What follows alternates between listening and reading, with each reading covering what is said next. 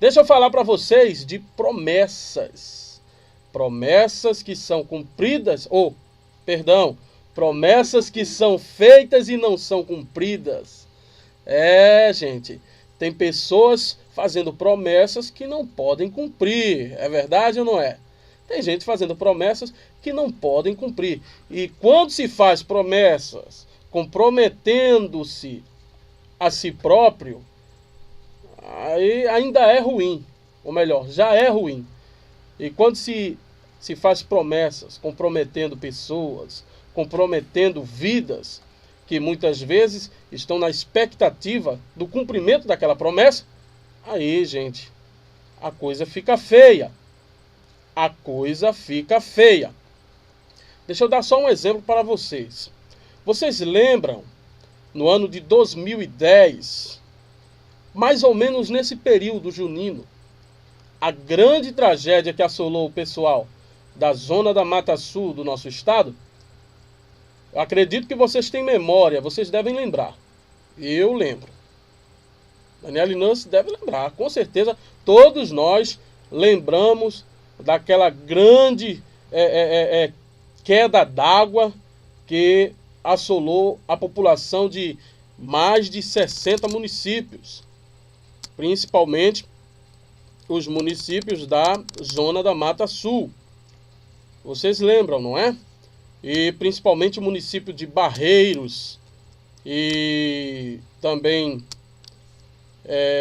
municípios de Barreiro, aqueles municípios de Água Preta, entre outros municípios, ficaram ali bastante prejudicados. Foi matéria dos grandes veículos de comunicação em nosso estado e também em todo o mundo, tá?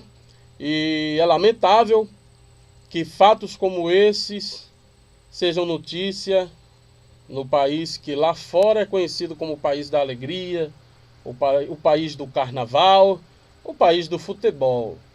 Na verdade, tem um lado positivo nessas grandes tragédias, que as autoridades deveriam aprender muito com as grandes tragédias e aprender a prevenir-se. Prevenir-se. Essa palavra prevenção é muito importante e pouparia grandes prejuízos por conta de tragédias que seriam evitadas. Não é verdade? Vocês concordam comigo? E eu gostaria de compartilhar com vocês uma matéria muito importante que é relativa a esse pessoal aí, às comunidades de Barreiros e Água Preta e, me perdoem se eu estou enganado, São Bento do Una, se não me falha a memória, alguns municípios ali que foram afetados por aquela chuva. E choveu naquela época cerca de 70% a mais do que eles esperariam para o período chuvoso todo. Choveu muito e o rio Una transbordou, causando ali grande tragédia. E naquela ocasião, o país inteiro se mobilizou para ajudar as famílias que sobreviveram àquela tragédia, famílias que ficaram sem moradia, que perderam documentos, que perderam o seu trabalho, o seu meio de sustento, que perderam a sua dignidade.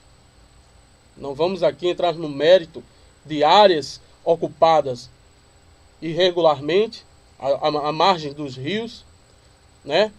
Porque não é esse o caso. Até porque o que poderia ter sanado esse problema da ocupação inadequada também passa pela gestão pública, e é sobre isso que eu gostaria de falar. Naquela ocasião, aquelas pessoas estavam ali ilhados, né, Palmares, o município de Palmares e Barreiros, Água Preta, e foram feitas ações paliativas, né? As pessoas ali foram para escolas, as pessoas ocuparam áreas improvisadas, e o governador do estado, através de suas secretarias, né? E pessoalmente também, ele se comprometeu com as famílias. Ele se comprometeu com as famílias num gesto de sensibilidade, num gesto de compaixão, de responsabilidade. Ele se comprometeu com aquelas famílias que ficaram ali desalojadas, desabrigadas, prometendo a todas as famílias vítimas daquela tragédia uma moradia nova. Uma moradia nova, novas expectativas de vida, e as casas seriam construídas bem distante daquela zona de perigo, às margens do rio. Às margens do rio Una. Agora, 3 anos se passaram. A tragédia aconteceu em 2010, estamos em 2013. O que de fato foi feito? O que de fato foi feito? Você sabe o que foi feito? É bem verdade que muita coisa mudou para algumas famílias.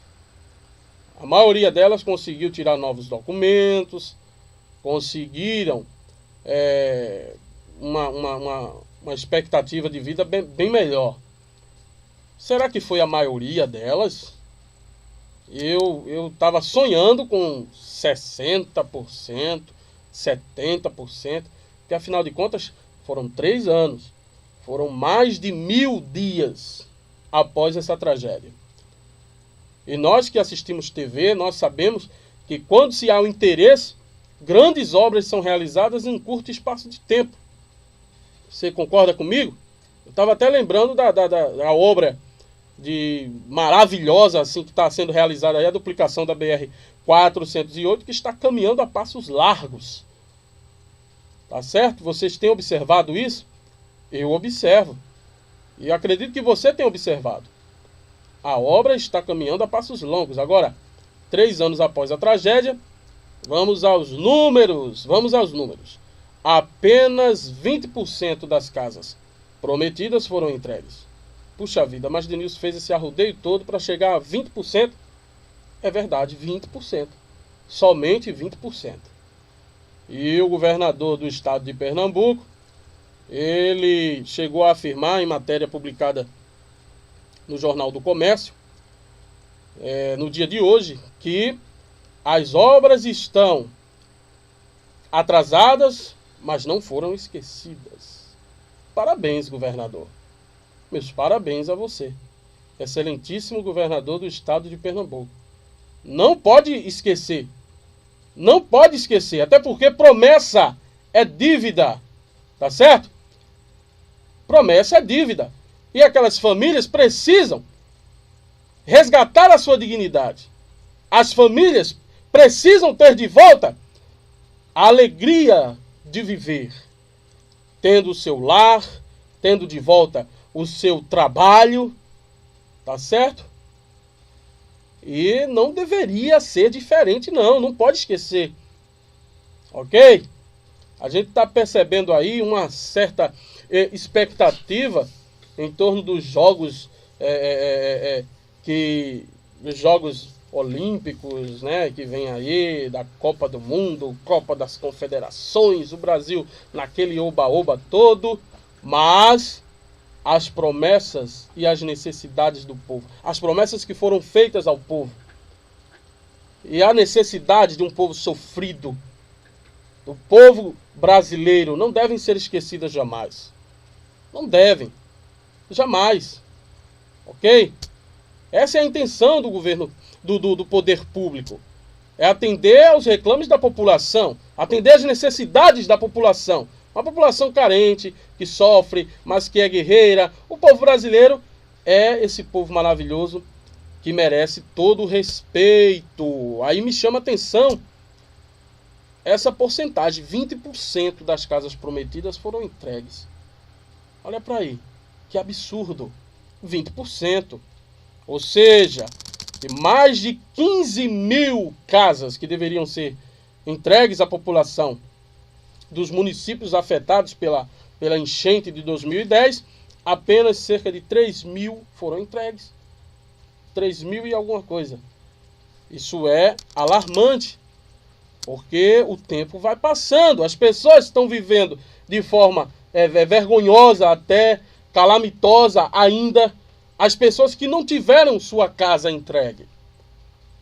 Essas pessoas estão sofrendo. Essas pessoas estão esperando. E quando você promete e não cumpre, quando você promete e não respeita prazos, quando você diz que vai fazer e não faz, mas o governador disse que as obras estão atrasadas, mas não esquecidas. Sim, senhor governador. O senhor deve ter aí uma vida bem confortável, não é? Bastante confortável. As pessoas de melhor poder aquisitivo daquela região, com certeza estão desfrutando de uma vida bem mais confortável. Agora imaginem só uma pessoa pobre que não tem de onde tirar o sustento, que o único bem que ele julgava ter era uma casa às margens do rio, que transborda e leva a sua vida, e leva o seu respeito próprio, a sua dignidade, a sua alegria. Tem pessoas que já estão reocupando as áreas que foram alagadas. Tem pessoas que já estão lá de novo, vivendo nos escombros, vivendo num risco contínuo. E aí? E aí?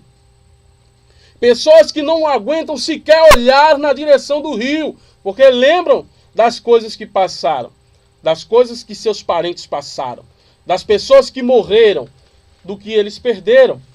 Então fica aqui, meus amigos, esse apelo para que haja celeridade nas obras que realmente beneficiarão as pessoas. Que não foram só as casas. Pontes, vias de acesso que foram completamente destruídas, estão sendo também vítimas desse atraso. E as pessoas precisam viver. A vida continua. As pessoas precisam sobreviver. Então esse apelo meu é sincero, é de coração.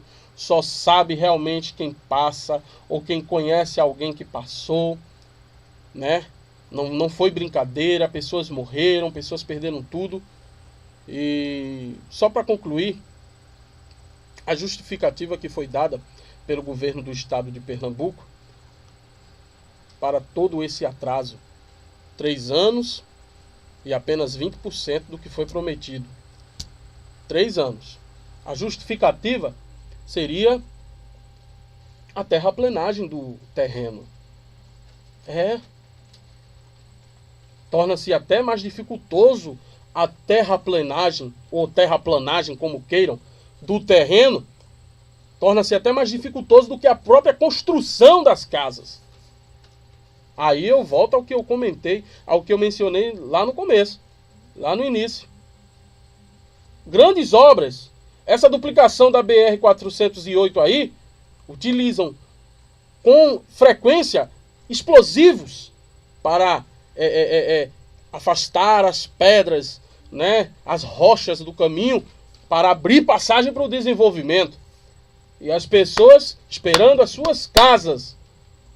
E a terraplenagem é que está sendo aí está dificultando essa entrega das moradias. Tire você mesmo suas próprias conclusões. Essa é a minha opinião. Eu acho que precisa mais respeito, é necessário mais consideração, é necessário cumprir prazos, porque numa empresa privada, se você não tem habilidade de cumprir prazos, você é demitido. Você simplesmente é demitido. E por que no poder público a coisa funciona desse jeito? Eu não sei. Você sabe? Você me responde depois. Não deixe de visitar o nosso blog Assim Caminha a Humanidade, www.denilsondouglas.blogspot.com.br. Deixe seu comentário, visite.